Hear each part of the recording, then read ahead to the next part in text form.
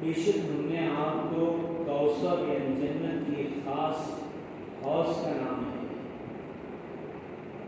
ہر خیر کثیر بھی اس میں شامل ہے، عطا فرمائے۔ اللہ کہہ رہے ہیں ہمارے آقا صلی اللہ علیہ وسلم کو کہ بے شک ہم نے آپ کو کوثر یعنی جنت کی ایک حوض کا نام دی ہے، ہر خیر کثیر بھی اس میں شامل ہے، عطا فرمائی، جس میں دنیا اور آخرت ہر خیر اور ہر بھلائی شامل ہے۔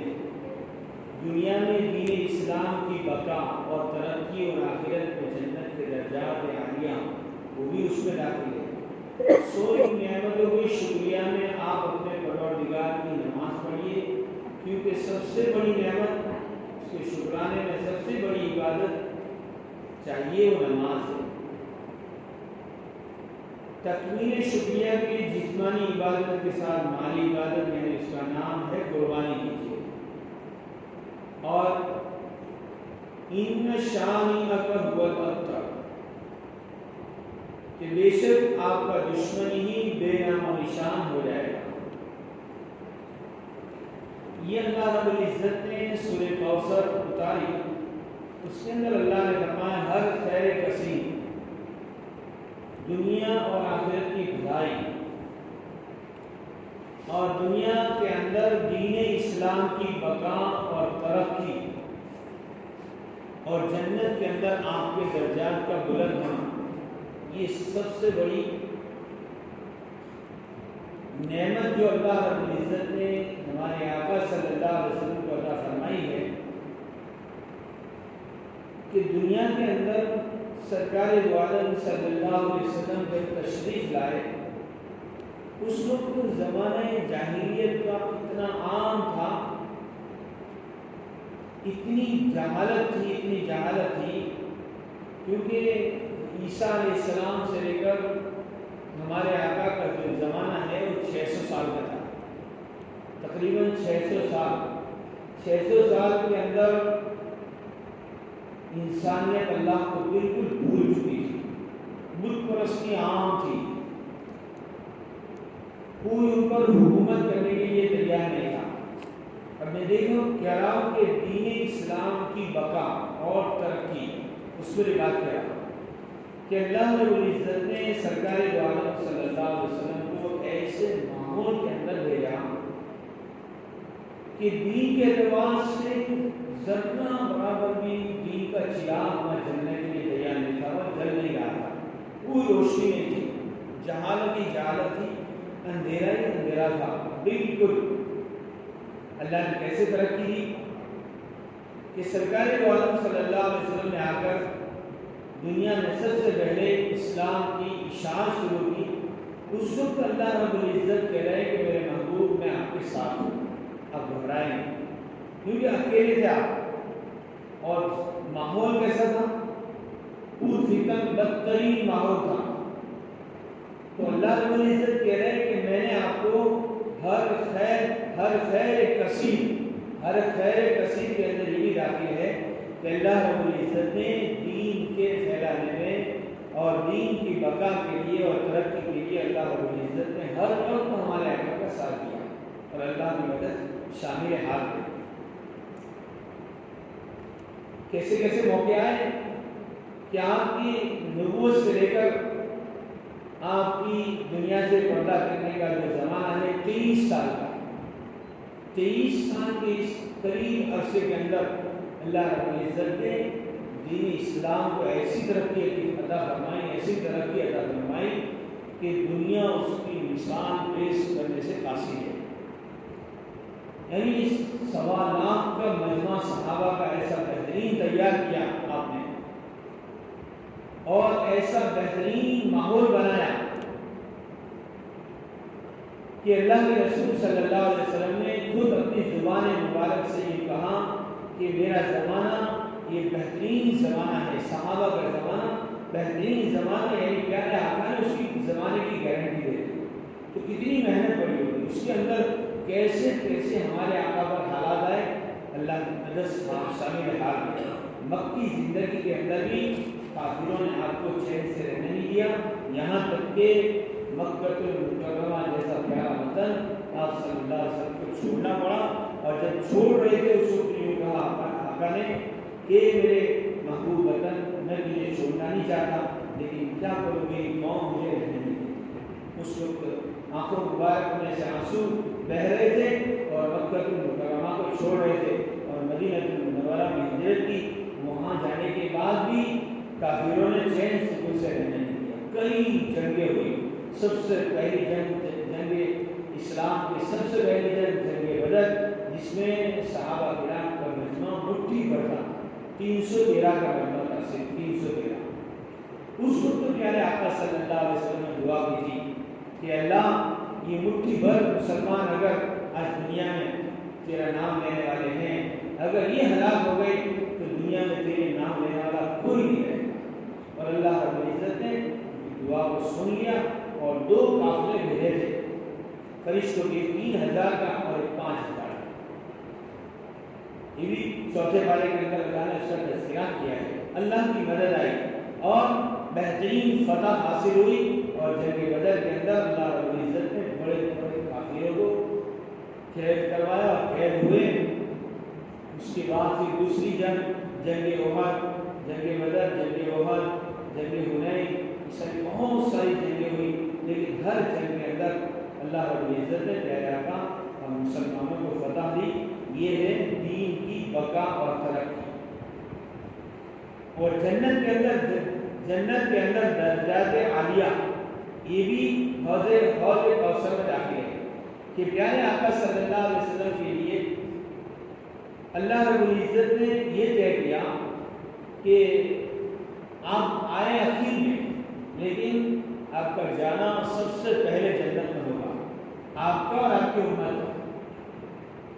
آپ کی برکت سے آپ کی امت کی بھی یہ فضیلت بڑھ گئی۔ اور اللہ رب العزت نے ایک مقام آپ کے لیے طے کیا جس کو مقام محمود بولتے ہیں، مقام محمود۔ اس وقت حشر کے میدان میں مقام محمود کو لایا جائے گا اور اللہ رب العزت ہمارے آقا سے کہیں گے آپ اس پر سوار ہو جائیے تاکہ آپ کو یہ جنت تک پہنچائے۔ لیکن اللہ کے حکم کو ماننے کے لیے ہمارے آقا مقام محمود پر ہاتھ رکھ دیں گے، پر سوار نہیں ہوں گے، کیونکہ آپ کو ڈر تھا کہ اگر میں سوار ہو گیا یہ مقام محمود مجھے اڑا کر جنت تک لے جائے تو میری امت کا کیا ہوگا، میری امت پیچھے رہ جائے گی۔ آپ کو امت کی اتنی فکر تھی کہ اللہ رب العزت کو بعض مرتبہ کہنا پڑا فَلَعَلَّكَ بَاخِعٌ نَفْسَكَ عَلَىٰ آثَارِهِمْ إِن لَّمْ يُؤْمِنُوا، کہ آپ اپنے آپ کو ہلاک کر دیں گے کہ لوگ ایمان نہیں لائیں گے، اس لیے آپ غم نہ کریں۔ بہت سارے مرتبہ اللہ رب العزت تسلی دی۔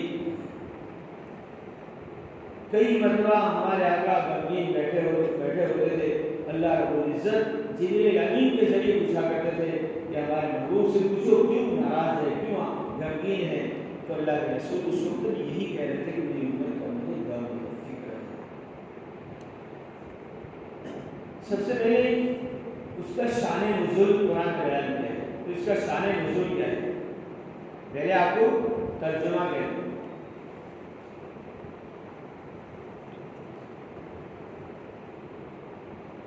کہ اپنے پروردگار کی نماز پڑھیے، فصلی لربک وانحر، اپنے پروردگار کی نماز پڑھیے کیونکہ یہ سب سے بڑی نعمت کے شکریہ میں یہ سب سے بڑی عبادت نماز ہے، کیونکہ اللہ رب العزت کو نماز سب سے زیادہ محبوب تھی۔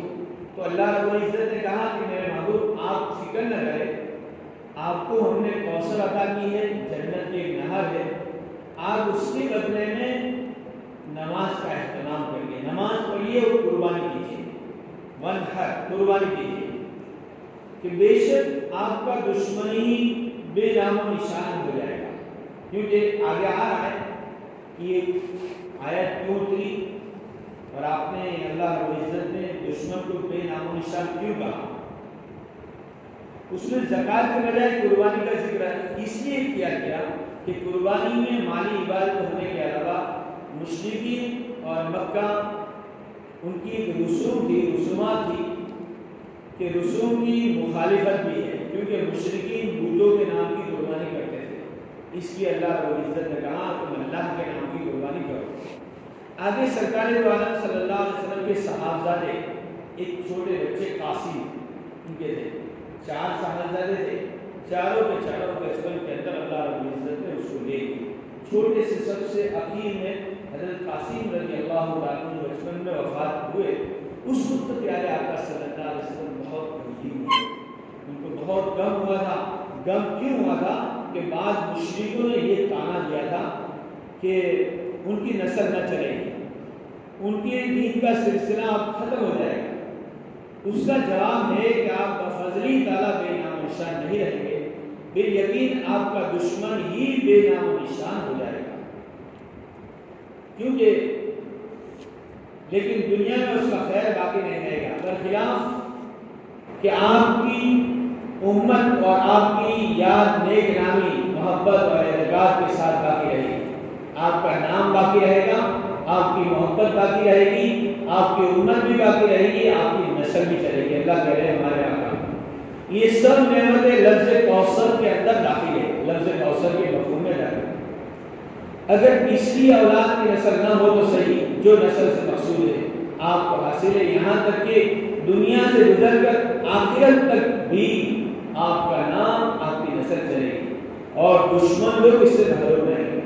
اب اس کا شان نزول کا قرآن میں بیان ہے. دیکھیے کہ ابن ابی حاتم نے صدی سے اور بیہقی نے دلائل نبوت میں حضرت محمد بن علی بن حسین رضی اللہ تعالیٰ عنہ سے حدیث نقل کی ہے کہ جس شخص کی نرینہ اولاد مر جائے اس کو عرب لوگ ابتر کہا کرتے ہیں. ابتر یعنی نسل کٹنے والا, یعنی مقطوع النسل.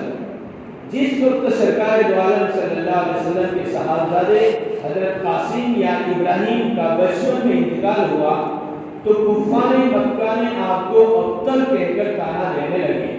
آپ کو یوں کہنے لگے ابتر, یعنی ایسا کہنے والوں نے کون تھا کافر؟ عاص بن وائل, ایک کافر کا نام ہے عاص بن وائل. خاص طور پر اس کا ذکر قرآن میں کیا ہے. اس نے سب سے پہلے یہ کہا تھا کہ اب حضور اکرم صلی اللہ علیہ وسلم یعنی محمد صلی اللہ علیہ وسلم ابتر ہوئے, یعنی آپ کی نسل اب نہیں چلے گی. جب تک آپ دنیا میں ہے وہاں تک آپ چلے جائیں گے, ان کی نسل بھی ختم. اس کے سامنے ابتر کہہ کر طعنہ دینے لگے. ایسا کہنے والوں میں خاص عاص بن وائل کا نام خاص طور پر ذکر کیا جاتا ہے. اس لیے اس کے سامنے جب رسول اللہ صلی اللہ علیہ وسلم کا ذکر کیا جاتا تھا عاص بن وائل کے سامنے, کافر کے سامنے, تو وہ یوں کہتا تھا کہ ان کی بات کو چھوڑو, یہ کچھ فکر کی چیز نہیں, کیونکہ وہ ابتر یعنی مقتول نسل ہو گئے.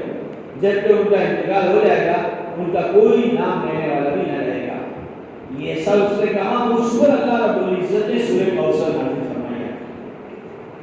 بعض روایات میں ہے کہ کعب بن اشرف یہودی, یہ اللہ کے رسول صلی اللہ علیہ وسلم کا یہ بھی دشمن تھا. ایک مرتبہ مکہ میں آیا تو قریش مکہ یعنی کفار مکہ اس کے پاس گئے اور کہا کہ آپ اس نوجوان کو نہیں دیکھتے, یعنی محمد صلی اللہ علیہ وسلم کو نہیں دیکھتے.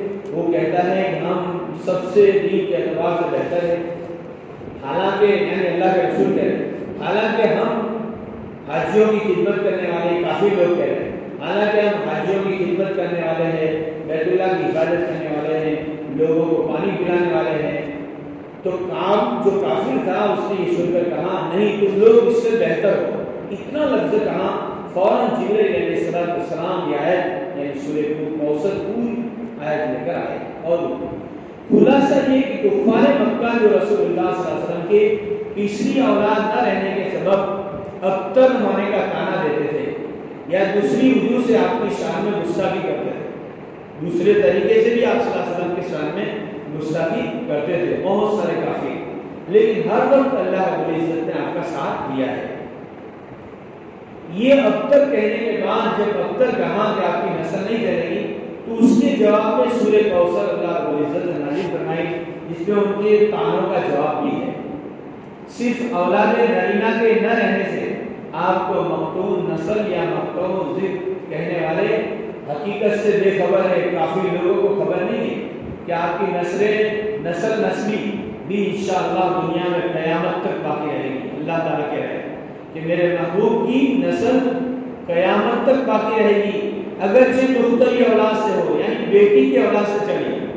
اللہ کے رسول صلی اللہ علیہ وسلم کی بیٹی سے اولاد چلی اور پوری دنیا میں آپ کی نسل ہے, اور قیامت تک باقی رہے گی۔ پچھلے تمام دختری اولاد سے نسل مانوی یعنی آپ پر کی، اب نسل مانوی ایک نسل نسبی یعنی آپ صلی اللہ علیہ وسلم کا کٹوم، اور ایک نسل مانوی، دو نسلیں۔ نسل مانوی ہم سب ہیں یعنی آپ پر ایمان لانے والے مسلمان۔ مسلمان تو در حقیقت نبی کی اولاد مانوی بھی ہوتے ہیں۔ نبی حضور اکرم صلی اللہ علیہ وسلم کوئی بھی نبی مسلمانوں کے باپ کے برابر ہوتا ہے، وہ ہمارے باپ ہیں۔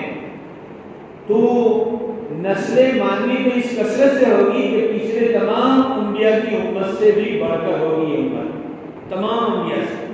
اس لیے تو بتایا حدیث میں کہ قیامت کے دن 80 صفحے ہوگی، اس میں 20 صفحے صرف دوسری امت کی ہوگی اور 120 صفحے ہوگی، 120 صفحے ہوگی، 40 صفحے دوسری امت کی ہوگی اور 80 صفحے اس امت کی ہوگی۔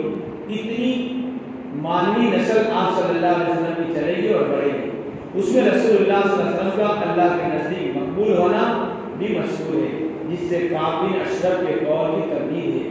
یہ سب مضمون سورۃ کی تیسری آیت میں اِنَّا أَعْطَيْنَاكَ الْكَوْثَرَ۔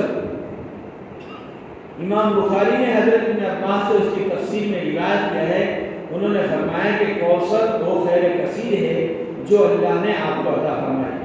ابن عباس رضی اللہ تعالیٰ کے خاص شاگرد سعید بن جبیر رحمۃ اللہ علیہ سے کسی نے کہا کہ بعض لوگ کہتے ہیں کہ کوثر جنت کی ایک نہر کا نام ہے، تو سعید بن جبیر رحمۃ اللہ علیہ نے جواب دیا کہ وہ نہر جنت، وہ نہر جنت جس کا نام کوثر ہے وہ بھی اس خیر کثیر ہے۔ اس لیے کہ امام التفسیر مجاہد رحمۃ اللہ علیہ نے کوثر کی تفسیر میں فرمایا کہ دنیا اور آخرت دونوں کو خیر کثیر اس میں داخل ہے۔ یہ ایک حدیث اللہ کے رسول صلی اللہ علیہ وسلم نے بیان کی ہے، بخاری، مسلم، ابو داؤد، نسائی، سب حدیثوں کی حدیث ہے کہ ایک روز سرکار دو عالم صلی اللہ علیہ وسلم مسجد میں بیٹھے ہوئے تھے، آرام فرما رہے تھے، ہمارے درمیان تھے، اچانک آپ پر ایک قسم کی نیند طاری ہو گئی۔ یعنی اللہ کے رسول صلی اللہ علیہ وسلم مسجد نبی میں بیٹھے ہوئے تھے، صحابہ کرام بھی پاس تھے، اچانک آپ پر نیند طاری ہو گئی اور آپ کو نیند آ گئی۔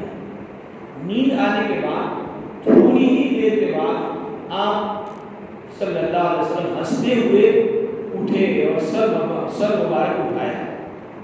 تو صحابہ کرام کہہ رہے ہیں کہ ہم نے پوچھا یا رسول اللہ آپ کے ہنسنے کا سبب کیا ہے؟ تو اللہ کے رسول نے فرمایا کہ مجھ پر اسی وقت ایک سورت نازل ہوئی، پھر آپ نے بسم اللہ الرحمن الرحیم کہہ کے پوری سورۃ کوثر پڑھی، اِنَّا أَعْطَيْنَاكَ الْكَوْثَرَ فَصَلِّ لِرَبِّكَ وَانْحَرْ إِنَّ شَانِئَكَ هُوَ الْأَبْتَرُ۔ پھر فرمایا تم جانتے ہو میرے صحابہ کوثر کیا چیز ہے؟ یوں کہا اللہ کے رسول، ہم نہ کہ اللہ اور اس کے رسول ہی زیادہ جاننے والا ہے۔ فرمایا ایک نہر، ایک نہر جنت ہے، کہ کوثر ایک نہر جنت ہے جس کا میرے رب نے مجھ سے وعدہ فرمایا ہے، جس میں خیر کثیر ہے، اور وہ حوض جس پر میری امت قیامت کے روز پانی پینے کے لیے آئے گی، وہ حوض اللہ تعالیٰ حشر کے میدان میں بھی لائیں گے، اور جنت کے اندر جو حوض ہے حوض کوثر، اس کے اندر سے پرنالہ اتاریں گے یعنی پائپ اتاریں گے اور وہ پانی اس کے اندر آئے گا۔ یہ آگے آ رہا ہے جس پر میری امت قیامت کے روز پانی پینے کے لیے آئے گی، اس کے پانی پینے کے برتن، اس کے پانی پینے کے برتن جو ہمارے پاس گلا سے پانی پینے کے، وہاں کے برتن ستاروں کی تعداد میں ہوں گے، اتنے کثیر ہوں گے۔ اس وقت بعض لوگوں کو فرشتے حوض کوثر سے ہٹائیں گے، میری امت جب حوض کوثر پر آئے گی تو فرشتے ان کو ہٹائیں گے بعض لوگوں کو، تو میں کہوں گا، اللہ کے رسول کہہ رہے ہیں، میں کہوں گا اے میرے پروردگار یہ تو میری امت ہے، ان کو آنے دو۔ تو باری تعالیٰ فرمائیں گے کہ میرے محبوب آپ جانتے نہیں، آپ کے دنیا سے جانے کے بعد ان لوگوں نے دین کے اندر کیسی کیسی نئی نئی باتیں داخل کی، یعنی اسلام کے اندر نئی بات کا داخل کرنا یہ بہت بڑا جرم ہے۔ جہاں رسول اللہ صلی اللہ علیہ وسلم سے جو بات ثابت ہو وہی کرنی چاہیے، اس سے زیادہ نہیں کرنی چاہیے۔ اگر اس سے زیادہ کی تو ہم ہمارے آقا پر یہ تہمت لگا رہے ہیں کہ ہمارے آقا نے دین کے پھیلانے میں، دین کی بات کرنے میں کمی رکھی ہے، اس لیے ہم زیادہ کر رہے ہیں۔ اس کو کہتے ہیں بدعت، دین کے اندر نئی بات کا نکالنا بدعت ہے۔ حوض کی صفت روایت حدیث میں آیا کہ اس میں 2 پرنالے آسمان سے گریں گے جو نہر کوثر کے پانی سے حوض کو بھر دیں گے۔ نہر کوثر جنت میں ہے، وہاں سے حوض کوثر کو بھر دیں گے جہاں حشر کے میدان میں ہوگی۔ اس کے برتن آسمان کی ستاروں کے تعداد میں ہوں گے۔ اس حدیث سے سورہ کوثر کا سبب نازل معلوم ہوا۔ لفظ کوثر کو صحیح تفسیر بھی یعنی خیر کثیر، اور یہ بھی کہ اس خیر کثیر میں وہ حوض کو بھی شامل ہے جو قیامت میں امت محمدیہ کو پلایا جائے گی۔ نیز اس روایت نے یہ بھی واضح کر دیا کہ اصل نہر کوثر جنت میں ہے اور یہ حوض کوثر میدان حشر میں ہوگی۔ اس میں 2 پرنالوں کے ذریعے نہر کوثر کو پانی ڈالا جائے گا۔ اس میں وہ روایت کی بھی تطبیق ہو گئی جن سے معلوم ہوتا ہے کہ حوض کوثر پر امت کا درود خود جنت سے پہلے ہوگا۔ اس حدیث میں جو بعض لوگوں کو حوض کوثر ہٹا دینے کا ذکر ہے، یہ وہ لوگ ہوں گے جو بعد میں اسلام سے پھر گئے ہوں گے یا پہلے سے مسلمان نہیں ہوں گے۔ بعض روایت میں یہ کہا ہے اللہ کے رسول نے کہ جن لوگوں کو ہٹایا جائے گا یہ وہ لوگ ہوں گے جو مسلمان ہو گئے ہوں گے لیکن اسلام سے پھر گئے ہوں گے یا سرے سے مسلمان ہوں گے ہی نہیں۔ اور بعض حدیث میں اللہ کے رسول صلی اللہ علیہ وسلم نے یہ بھی کہا ہے کہ یہ لوگ منافق ہوں گے، منافق جو ظاہر میں اسلام کو ظاہر کریں گے اور باطن میں کفر کو چھپا کر رکھیں گے، جیسے پیارے آقا صلی اللہ علیہ وسلم کے زمانے میں تھے، جس کو قرآن میں ان کی صفت بیان کی ہے کہ وہ لوگ جہنم کے نچلے طبقے میں ہوں گے۔ اس کی ایک آیت بھی ہے ان المنافقین فی الدرک الاسفل من النار، قرآن نے بیان کی ہے کہ بے شک منافق لوگ جہنم کے نیچے طبقے میں ہوں گے۔ ان کو یہ اللہ کے رسول صلی اللہ علیہ وسلم کہہ رہے حوض کوثر کا ایک گھونٹ بھی پانی نہیں ہے۔ اس سورت کا نزول اگر کفار کے کاموں کی وجہ سے ہے، جیسا کہ اوپر ذکر ہوا، آپ کی اولاد نرینہ فوت ہو جانے کی وجہ سے آپ کو ابتر اور مقتول نسل قرار دے کر کہا کرتے تھے کہ ان کا چند روز ہے پھر کوئی نام لینے والا نہ رہے گا۔ اس صورت میں آپ کو کوثر عطا فرمانے کا ذکر جس میں حوض کوثر بھی شامل ہے۔ ان تانا زنوں کے مکمل یعنی تانا دینے والوں کی بہترین جواب ہے، ان کی نسل نسب صرف یہی نہیں دنیا کی عمر تک چلے گی۔ آپ صلی اللہ علیہ وسلم کی عمر نسل دنیا کی عمر تک چلے گی، بلکہ ان کی روحانی اولاد کا رشتہ محشر میں بھی محسوس ہوگا جہاں وہ تعداد میں بھی تمام امتوں سے زیادہ ہوں گے، ان کا اعزاز اور اکرام سب سے زیادہ ہوگا۔ اب عبرت کا مقام یہ ہے کہ اب غور کیجیے کہ رسول اللہ صلی اللہ علیہ وسلم کے ذکر کو حق تعالیٰ شانوں میں کیسی رفعت کیسی بلندی عطا فرمائے۔ آپ کے ذکر کو اور آپ کے نام کو کتنا اونچا کیا اللہ نے، کتنا اونچا کیا کہ آپ کے زمانے مبارک سے لے کر آج تک پوری دنیا کے چپے چپے میں آپ کا نام مبارک 5 وقت اللہ کے نام کے ساتھ میناروں پہ پکارا جاتا ہے نا، نہیں پکارا جاتا؟ کتنی اللہ نے بلندی عطا فرمائی، اور آخرت میں آپ کو شفاعت کبریٰ کا مقام محمود حاصل ہوگا جو بہت بڑا مقام ہے۔ اس کے بالمقابل دنیا کی تاریخ سے پوچھئے، اس کے بالمقابل دنیا کی تاریخ سے پوچھئے کہ عاص بن وائل جو اللہ کے رسول کا دشمن تھا، کعب بن اشرف جو اللہ کے رسول کا دشمن تھا، کعب کی اولاد اور عاصم کی اولاد اور ان کا خاندان کیا ہوا؟ خود ان کا نام بھی اسلام کی روایت سے تفسیر کے ذیل میں محفوظ ہو گیا۔ ان کا نام صرف اس لیے تفسیر میں آیا کہ وہ دشمن تھے، انہوں نے اللہ کے نبی کو تانا دیا تھا، اس لیے تفسیروں میں ان کا نام آیا، ورنہ دنیا میں آج ان کا نام لینے والا کوئی باقی نہیں، ان کی کوئی اولاد بھی نہیں، ان کا نام بھی کوئی رکھنا پسند نہیں کرتا۔ اللہ تعالیٰ ہم سب کو اس پر عمل کرنے کی توفیق عطا فرمائے، جو بات کہی گئی اس پر بھی عمل کرنے کی توفیق عطا فرمائے، جو رہ گئی اس کو اللہ تعالیٰ معاف فرمائے، کمی کوتاہی کو بھی اللہ تعالیٰ معاف فرمائے۔ سبحان اللہ۔